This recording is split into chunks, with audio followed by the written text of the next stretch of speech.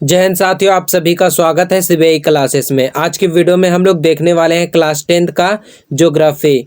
ठीक है, ये ज्योग्राफी में जो लास्ट चैप्टर होता है ना, आपदा प्रबंधन, वो देखने वाले हैं। आपदा प्रबंधन जितने भी है, टोटल 6 या 7 चैप्टर है, वो सारे चैप्टर को एक ही वीडियो में हम लोग देखने वाले हैं। ठीक है, तो वीडियो में आखिर तक बने रहना।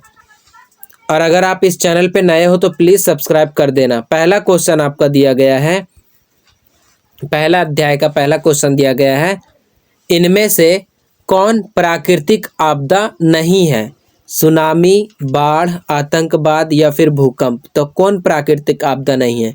ये जो आतंकवाद है ये प्राकृतिक आपदा नहीं है। अब अगला क्वेश्चन दिया गया है, इनमें से कौन मानव जनित आपदा है? मतलब कौन सा आपदा है जो मानव के द्वारा किया जाता है? तो सांप्रदायिक दंगे, आतंकवाद, महामारी, ये सभी जो है ये मानव जनित आपदा है।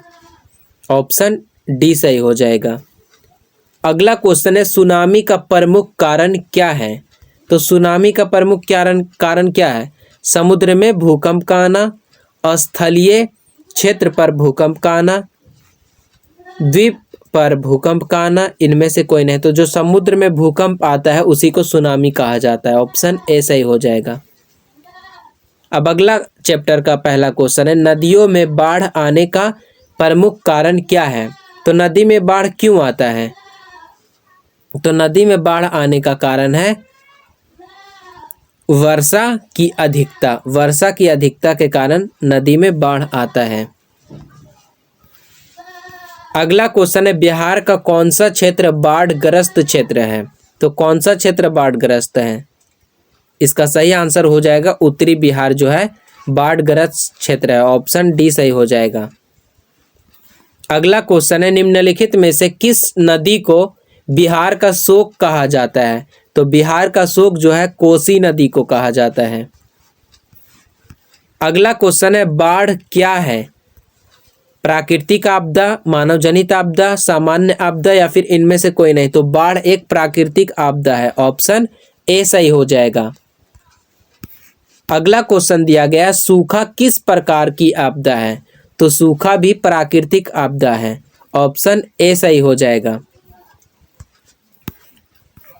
अगला क्वेश्चन है, सूखे की स्थिति किस प्रकार आती है? तो सूखे की स्थिति जो है धीरे धीरे आती है। ऑप्शन सी सही हो जाएगा। अगला क्वेश्चन है, सूखे के लिए जिम्मेवार कारक है? तो सूखे के लिए कौन सा जिम्मेवार कारक है? वर्षा की कमी, भूकंप, बाढ़ या फिर ज्वालामुखी क्रिया। तो इसका सही आंसर हो जाएगा वर्षा की कमी। ऑप्शन ए सही हो जाएगा। अगला क्वेश्चन है, सूखे से बचाव का एक मुख्य तरीका है? तो सूखे से हम लोग बचाव कैसे कर सकते हैं? तो इसका सही आंसर क्या हो जाएगा? वर्षा जल संग्रहण करना।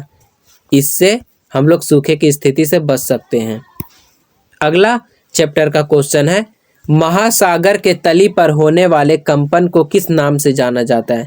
तो महासागर के तली पर होने वाले कंपन को सुनामी कहते हैं। अब अगला क्वेश्चन है, 26 दिसंबर 2004 को विश्व में किस हिस्से में भयंकर सुनामी आया था? तो किस हिस्से में आया था? बंगाल की खाड़ी में आया था। ऑप्शन डी सही हो जाएगा। अगला क्वेश्चन दिया गया है, भूकंप से पृथ्वी की सतह पर पहुंचने वाली सबसे पहली तरंग को किस नाम से जाना जाता है? तो किस सबसे पहली तरंग को क्या कहते हैं? पी तरंग कहते हैं। ऑप्शन ए सही हो जाएगा। अगला क्वेश्चन है, भूकंप केंद्र के ऊर्ध्वाधर पृथ्वी पर स्थित केंद्र को क्या कहा जाता है? तो क्या कहा जाता है? अधिकेंद्र कहा जाता है। ऑप्शन बी सही हो जाएगा। अगला क्वेश्चन है, भूकंप अथवा सुनामी से बचाव का इनमें से कौन सा तरीका सही नहीं है? तो इसका सही तरीका कौन है? भूकंप के पूर्वानुमान को गंभीरता से लेना, भूकंप निरोधी भवनों का निर्माण करना, गैर सरकारी संगठनों द्वारा राहत कार्य हेतु तैयार रहना, भगवान भरोसे बैठे रहना। ये सही नहीं है। ऑप्शन डी सही हो जाएगा। अगला चैप्टर का पहला क्वेश्चन है, बाढ़ के समय निम्नलिखित में से किस स्थान पर जाना चाहिए? मतलब जब बाढ़ आता है तो किस स्थान पर जाना चाहिए? तो इसका क्या सही आंसर हो जाएगा? ऊंची भूमि वाले स्थान पर जाना चाहिए। यहाँ पे माँ होना चाहिए, भान है। ऊंची भूमि वाले स्थान पर, ठीक है, ऊंची भूमि वाले स्थान पर हमें जाना चाहिए। अगला क्वेश्चन है, मलबे के नीचे दबे हुए लोगों को पता लगाने के लिए किस यंत्र की मदद ली जाती है? तो किस यंत्र की मदद ली जाती है? इंफ्रारेड कैमरा की मदद ली जाती है। अगला क्वेश्चन है, आग से जलने की स्थिति में जले हुए स्थान पर क्या प्राथमिक उपचार करना चाहिए? तो क्या करना चाहिए? ठंडा पानी डालना चाहिए। अगला क्वेश्चन है, बस्ती या फिर मकान में आग लगने की स्थिति में क्या करना चाहिए? क्या करना चाहिए? अग्निशामक यंत्र को बुलाना चाहिए। अगला क्वेश्चन है, सुनामी किस स्थान पर आता है? तो सुनामी जो है समुद्र में आता है। अगला क्वेश्चन है, सामान्य संचार व्यवस्था के बाधित होने का मुख्य कारण है। तो क्या है? केबल का टूट जाना। ऑप्शन ए सही हो जाएगा। अगला क्वेश्चन है, संचार का सबसे लोकप्रिय साधन है। तो संचार का सबसे लोकप्रिय साधन क्या है? सार्वजनिक टेलीफोन है। अगला क्वेश्चन है, सुदूर संवेदी उपग्रह यानी रिमोट सेंसिंग उपग्रह का प्रयोग किस लिए होता है? तो किस लिए होता है? दूर संचार के लिए, मौसम विज्ञान के लिए, यहाँ पे हो जाना चाहिए संसाधनों की खोज के लिए, या फिर दूरदर्शन के लिए। तो इसका सही आंसर क्या हो जाएगा? संसाधनों की खोज के लिए। ऑप्शन सी सही हो जाएगा। अगला क्वेश्चन है, निम्नलिखित में कौन प्राकृतिक आपदा है?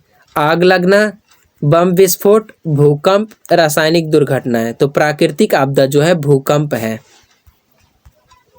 अगला क्वेश्चन है, भूकंप संभावित क्षेत्रों में भवनों की आकृति कैसी होनी चाहिए? तो कैसी होनी चाहिए? आयताकार होनी चाहिए। अगला क्वेश्चन है, भूस्खलन वाले क्षेत्र में ढलान पर मकानों का निर्माण क्या है? तो ढलान पर मकानों का निर्माण अनुचित है। अगला क्वेश्चन है, सुनामी प्रभावित क्षेत्र में मकानों का निर्माण कहाँ करना चाहिए? तो सुनामी प्रभावित क्षेत्र में मकानों का निर्माण समुद्र तट से दूरी पर करना चाहिए, दूर ऊंचाई पर, समुद्र तट से दूर ऊंचाई पर करना चाहिए। ऑप्शन सी सही हो जाएगा। बाढ़ से सबसे अधिक हानि होती है। तो किसे सबसे ज्यादा हानि होती है? फसल को, पशु को, या फिर भवन को? तो इनमें से सभी को हानि होती है।